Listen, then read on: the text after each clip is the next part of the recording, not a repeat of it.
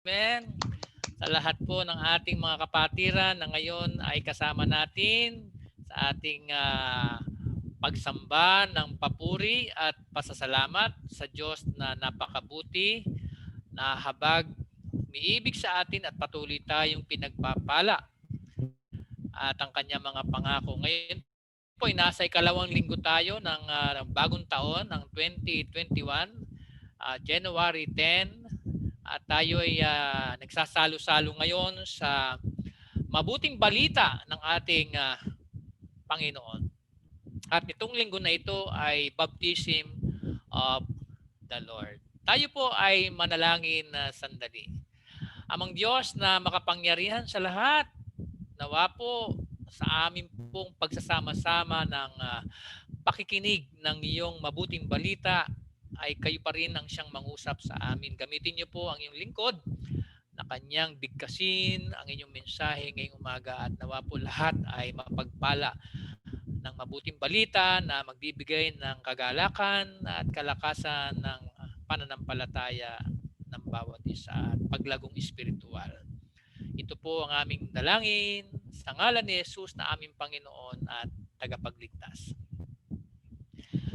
Ang ebanghelyo po ni San Marcos ay pinaniniwala ang mas una kay Mateo at kay Lucas. Yung tinatawag nating synoptic gospels, and even itong kay John. At nasulat ito noong mga 60 hanggang 70 taon matapos na ang ating Panginoon ay umakyat sa langit. At ito yung panahon na sinunog ang lungsod ng Roma noong 64 AD na di umano ay kagagawan ng mga Kristiyano daw. Pero ang totoo, si Emperor Nero ang may kagagawan nito at isinisi sa bandang huli sa mga Kristiyano. In order to justify the situation in favor of the Emperor, sinimulang usigin ang mga Kristiyano na nasa Roma noong panahon na iyon. At ito ang dahilan kung bakit isinulat ang Ebanghelyo ni San Marcos. Una, patatagin ang pananampalataya ng mga Kristiyano na si Jesus ang dakilang Panginoon at tagapagligtas. Pangalawang dahilan bakit isinulat ang San Marcos ay upang labanan ang maling kaisipan na di umano ay si Jesus ay hindi tao. Alam po, ulitin ko po yon. Meron po kasing lumitaw na mga kaisipan na si Jesus ay hindi tao. Kumbaga para siyang espiritu lang. Naging espiritu lang. Kaya makikita natin dito ang napakagandang panimulain ng pagpapakita ng Panginoon sa madla sa magitan ng kanyang bautismo na si John the Baptist ang nagbautismo sa kanya. Of course, si John the Baptist nagbabautismo siya sa tubig na pagsisisi at pagtalikod sa kasalanan. Pero si Jesus ay wala namang kasalanan. Pero bakit siya kailangan dumaan sa bautismo? Isa lang po ipinakikita doon. To identify himself, si Jesus with simple humanity. Ito yung pasimula na si Jesus ay makikisama sa mga taong mga makasalanan upang ang mga taong makasalanan ay makilala nila ang Panginoong Yesus at ma-realize nila yung layunin ng pagparito ng ating Panginoong Yesus. Sa umagang ito, bibigyan ko po ng pamagat ang mensahe ng Diyos. At ang pamagat po ay kumampi. Kumampi. 3 bagay ang nakita ko dito. Bakit kumampi? Una, kumampi ang langit kay Jesus. Kumampi ang langit kay Jesus. Yan po ang unang punto. Dito po sa verse 10 ng Marcos 1, Pagkaahon ni Jesus sa tubig, nakita niyang bumukas ang kalangitan. Ayan, ano po? Nabuksan ang kalangitan. Ay sino po naman ang nakapagbubukas ng kalangitan? Ano ho? Pag sinabi ho nating langit o kalangitan, syempre, lupa, langit. Ano ho ang mas mataas? Di langit. Lupa, mas mababa. Ang langit ay pinakamataas. Ibig sabihin, mas mataas kaysa bundok. Mas mataas kaysa Torre ng Jerusalem. Mas mataas sa lahat. At ang langit, mga kapatid, ay tahanan ng Diyos at lahat ng mga binanal. Siyempre, hindi pa naman tayo nakakapunta ng langit, pero sa description ng Biblia, ang langit ay puting-puti. Nandoon ang kaputian ng Diyos. Nandoon ang kaputian ng mga binanal. At yung tahanan ng Diyos na ito ay makapangyarihan. Nandoon ang lahat ng bagay. Nandoon ang magagandang kaugalian. Nandoon ang trono ng Diyos. Nandoon ang sabihin po natin na pagtatagumpay ng lahat ng bagay na siyang tahanan ng Diyos. Di ba? At kalimitan ang mga tao ay sasabihin nila, gusto ko nang makita ang langit. Di ba? Gusto ko nang maranasan ang langit. Kasi nga po, ay ito yung pagkamatay ng tao ay iniisip niya na gusto niyang mapunta ng langit. Kaya ang langit na ito ay nabuksan. At ang sabi, nilukuban, kumbaga, si Jesus ng langit. So pagkakampi ng Panginoong Yesus ang langit, anong ibig sabihin yan? So, ibig sabihin, lahat ng puwersa na nandun sa langit ay ibibigay ng langit kay Kristo. Tandaan nyo mga kapatid, nagkakaisa ang Synoptic Gospels and even the Gospel of John na bago magsimula ng ministry si Jesus ay binautismuhan muna siya bago siya tumulak sa kanyang ministry. At siya ay 30 years old. Maya po siya ng panahon na yaon. Kaya ang langit ay kakampi ni Jesus. Kaya maski saan siya pumunta, kausap niya ang langit. Di ba? Maski nung po siya nakapako sa krus kausap pa rin niya yung langit Bukas pa rin ang langit sa kanya. Na lahat ng kanyang pupuntahan, ang langit na ito, ipoprovide kay Jesus Christ ang lahat ng kanyang pangailangan. Pag siya'y magturo, galing sa langit yan. Pag siya'y mangaral, galing sa langit yan. Pag siya po ay maghihimala, galing din sa langit yan. Kaya ang mga tao, namamangha sila sa ginagawa ng Panginoong Yesus. And even the Pharisees, even the Pharisees ay nagtanong kay Jesus, kailan mo ba itatatag ang kaharian ng langit o ang paghahari ng Diyos? Kasi nga po, nakita kay Jesus yung gloria. Nakita kay Jesus yung kapuspusan. Nakita kay Jesus yung kadakilaan. Yung kapuspusan, yung gloria, yung kadakilaan, galing po sa langit yan. Galing po sa langit yan. Kaya nga, tayong mga mananampalataya, pag tayo po ay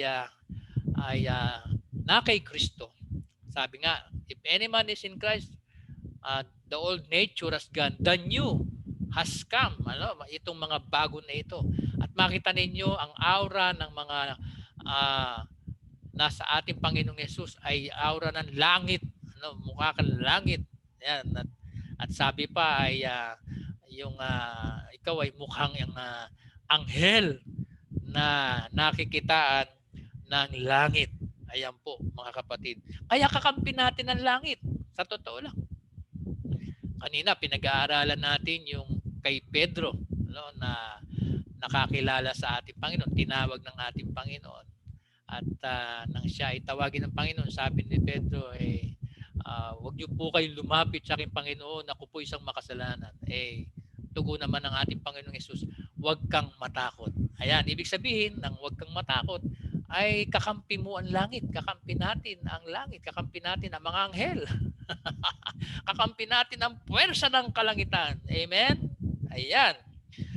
So, nandoon yung langit na buksan para kay Jesus. First time na nabuksan ang langit dahil nga ang langit ay kailangang magpakita ng kakaibang uri ng pangitain para kay Jesus at para sa mga makakakilala kay Jesus. Pangalawa, kumampi, hindi lang ang langit ang kumampi kay Jesus, kumampi ang banal na espiritu kay Jesus. Ang sabi rito sa verse 10 pa rin, at bumababa sa kanya ang espiritu na tulad ng isang kalapati. O, tingnan nyo mga kapatid, kalapati. Banal na espiritu. Minsan, tinatanong ko nga sarili ko, bakit kaya kalapati? Bakit hindi manok ni San Pedro? O bakit hindi agila? Kasi po kakaiba yung kalapati. Kakaiba yung kalapati.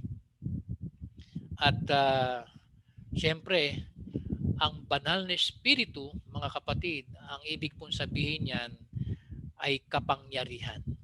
Power of God. Kaya makita natin dito yung pagbaba ng espiritu na gaya ng isang kalapati ay sinasabi na you are the anointed one. Ikaw ang Mesiyas. Ikaw ang Kristo na inihintay ng karamihan.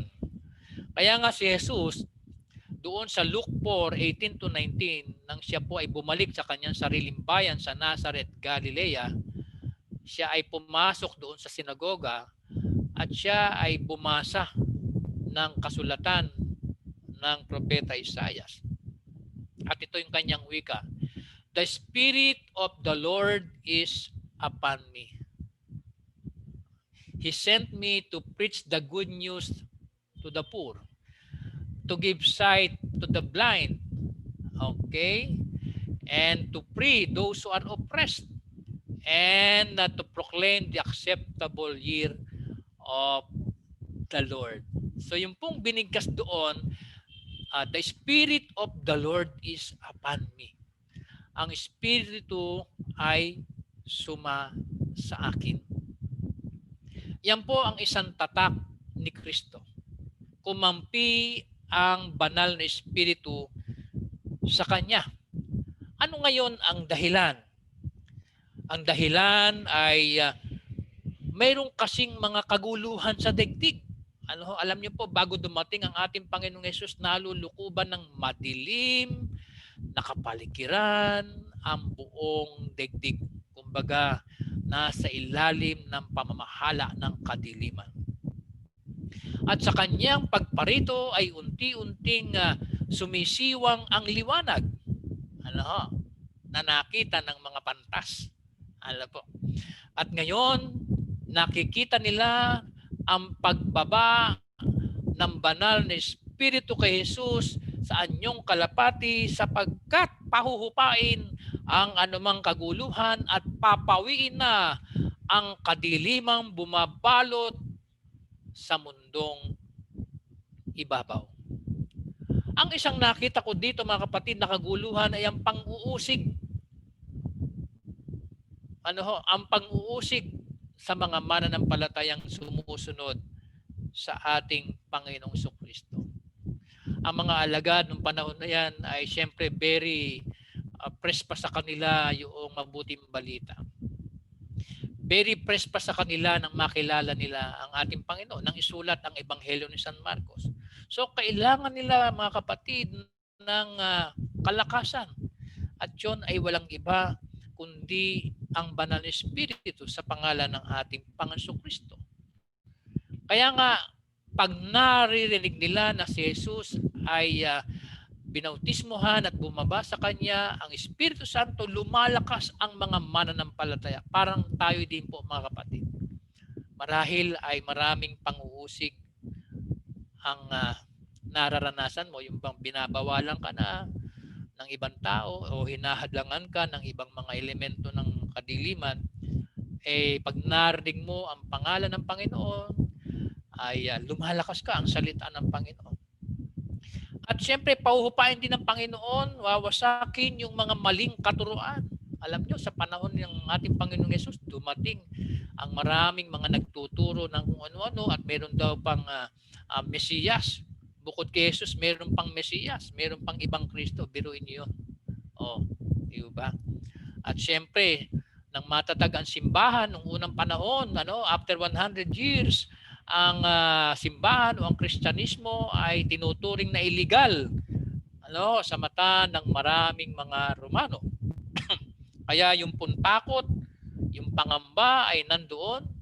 Pero dahil mayroong Hesukristo na nasa puso ng mga mananampalataya na nabautismohan ng banal na Espiritu, nahuhupa, nawawala at winawasak nito yung mga takot at pangamba.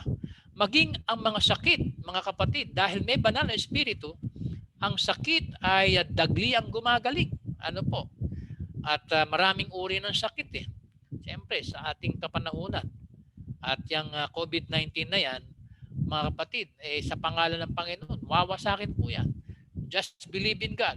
Maging ang kahirapan, nataglay nito ang kadiliman, tutuldukan din po ng ating Panginoon. At iba't iba pang mga bagay na ikinatakot ng maraming tao. Tandaan po natin, mga kapatid, ang ating Panginoong Yesus sa kanyang bautismo na ito nang bumaba ang banal na Espiritu. Napakaganda nito. Kasi the moment that we believe in Jesus Christ, the anointing Spirit will also be with us. Kaya sa katlong nakita ko dito doon sa pagbabautismo ng ating Panginoon na bumaba sa kanyang Espiritu Santo, si Jesus, ay kailangan na niyang tuparin ang kanyang misyon.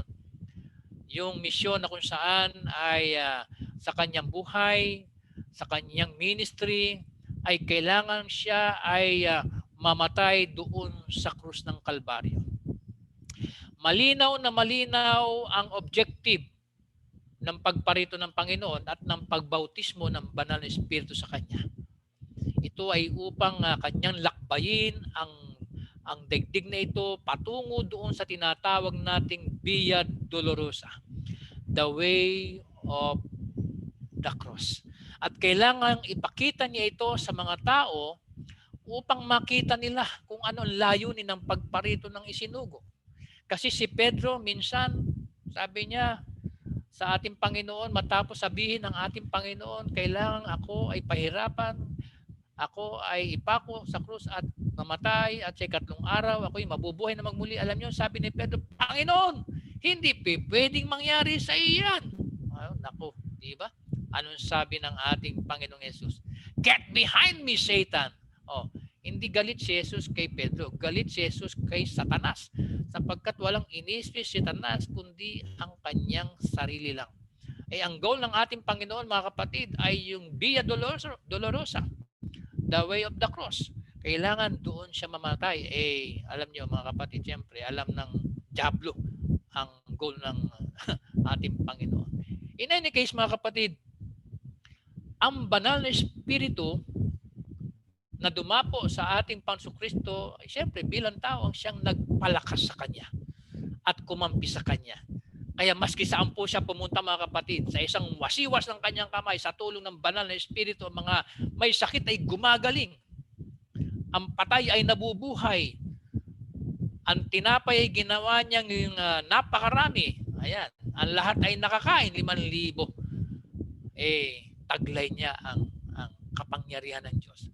Taglay niya ang Espiritu. Ngayon, mga kapatid, tayo bilang mga mananampalataya, when we receive Jesus Christ, we must receive the baptism of the Holy Spirit.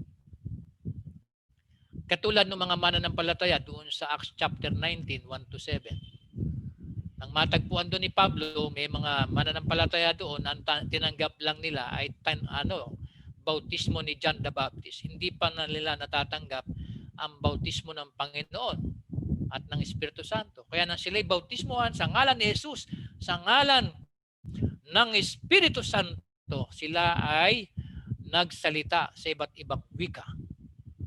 Ayan. At naunawaan naman ng marami ang mabuting balita. Anong ibig sabihin?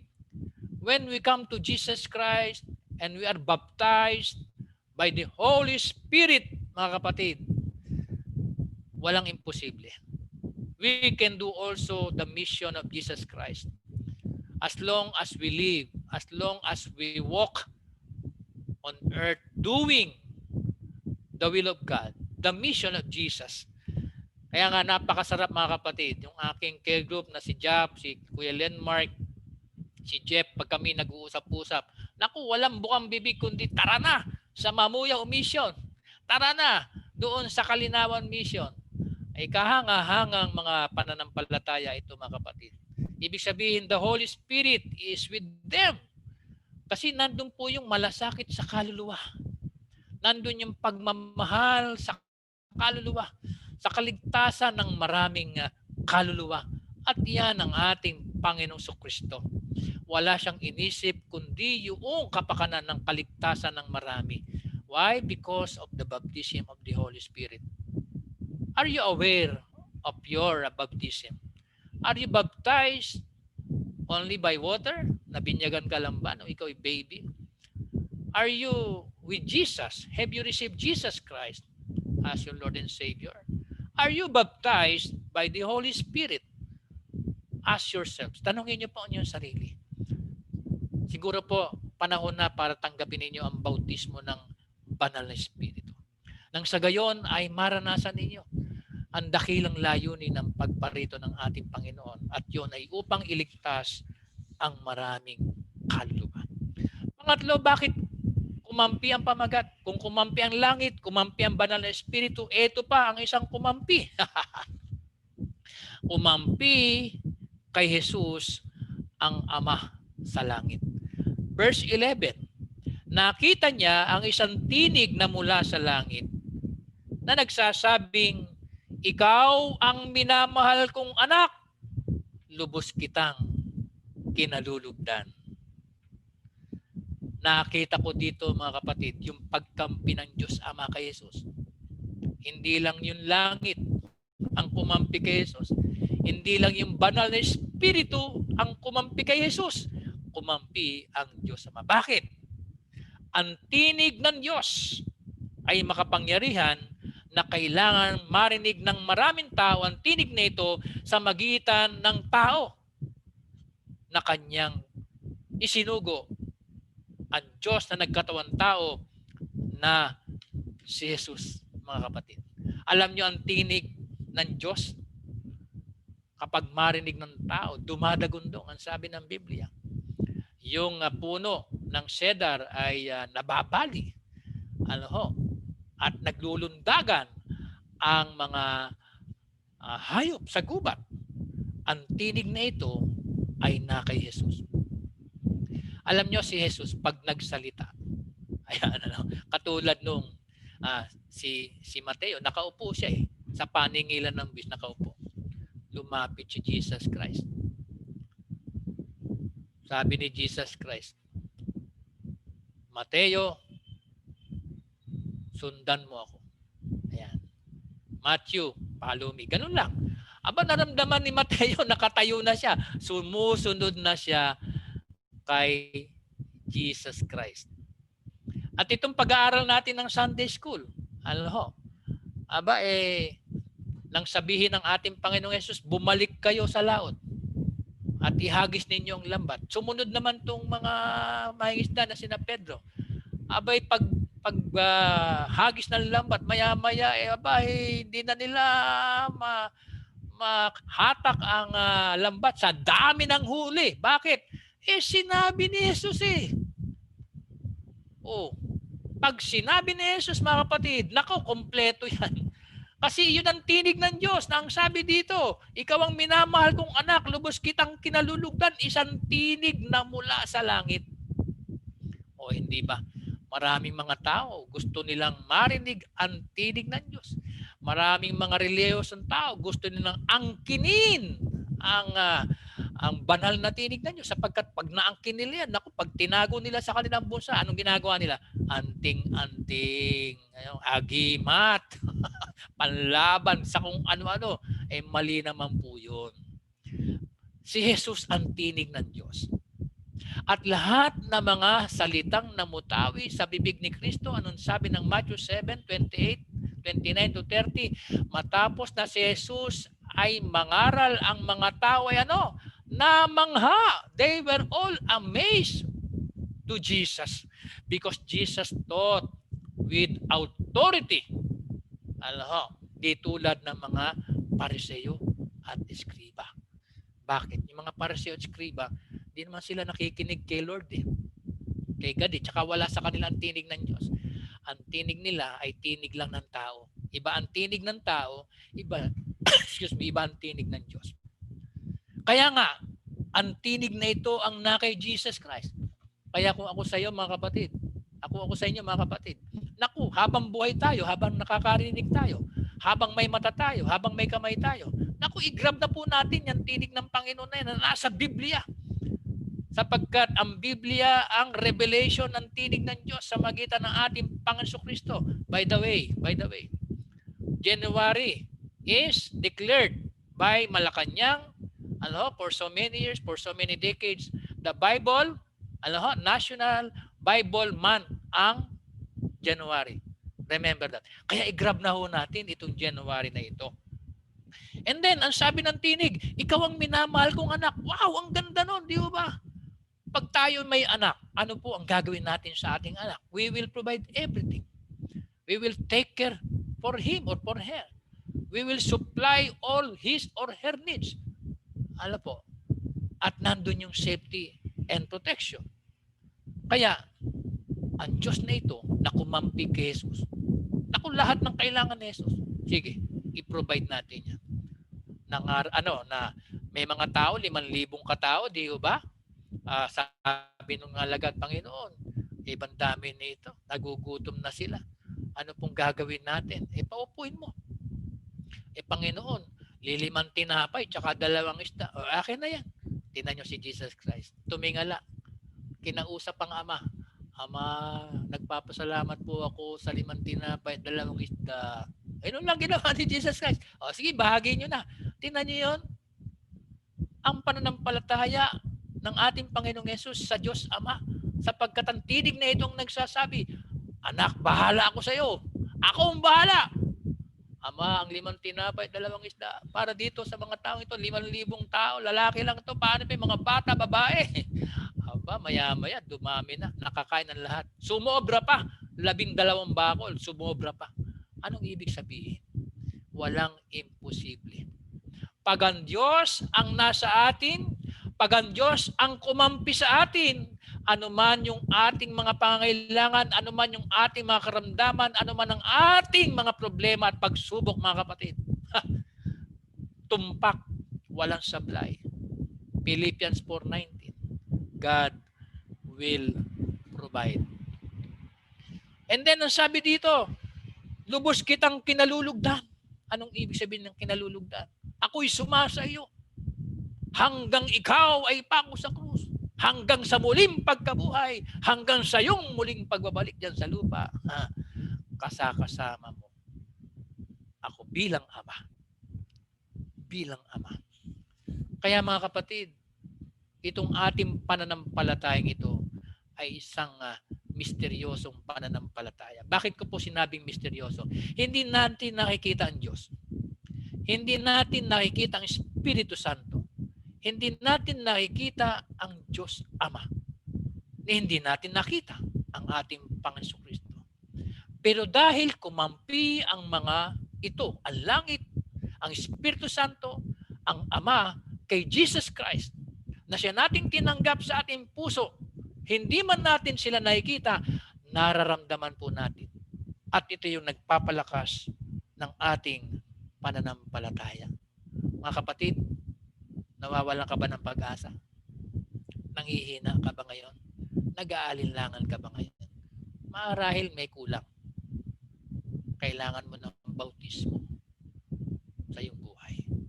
Bautismo ng banal Tayo po ay manalangin sandali. Pikit lang po tayo mga kapatid. Let us close our eyes and let us commit ourselves to the living God. In the name of Jesus Christ and by the power of the Holy Spirit, let us pray.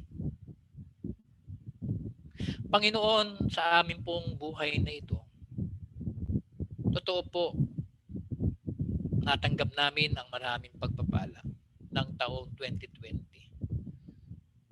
Subalit, may mga panahon din, Panginoon, na dumaraan din kami sa mga pagsubok. Dumaraan kami sa panghihina. Dumaraan kami sa mga problema ng buhay. At alam po namin darating pa rin ito sa year 2021 na ito. Ang mga araw, mga linggo at buwan na darating sa amin. Ang pinakamaganda nito, Panginoon, ay inihayag nyo sa amin ang bukas na langit. Ang pagbaba ng banal na Espiritu. At ang kaluguran mo, O Diyos Ama, sa aming mga buhay.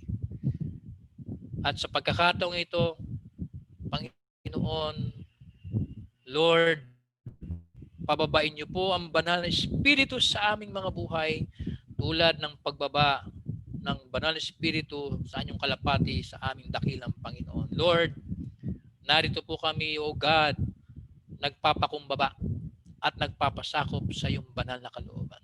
Lukuban niyo po kami, Panginoon, ng iyong banal na Espiritu. Empower us, O Holy Spirit, nawa maramdaman ka namin.